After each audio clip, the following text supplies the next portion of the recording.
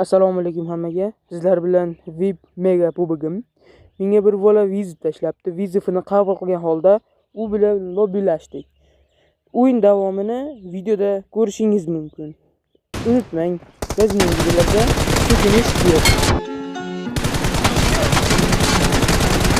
Faydası bulmasam bak yine işledi. Akşamki kız rast boynumdan işledi. Ama gittim ben arzumdan geçmedim. Diyene değilim, bilmeyene değmedim.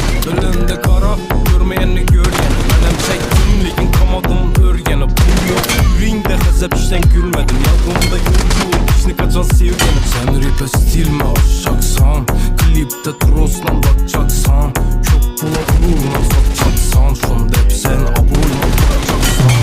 Gülsem kara şunan bir midir? Ahır yetkim bulur midir? Adam hem sevedi hem nalidir.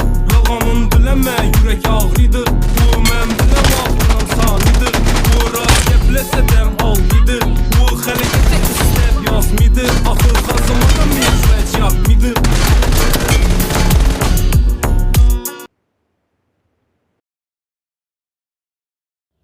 Assalomu alaykum hammaga. Sizlar bilan VIP Mega Pubagim.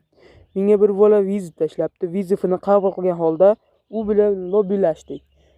O'yin davomini videoda ko'rishingiz mumkin. Unutmang, bizning videolarda chekinish yo'q.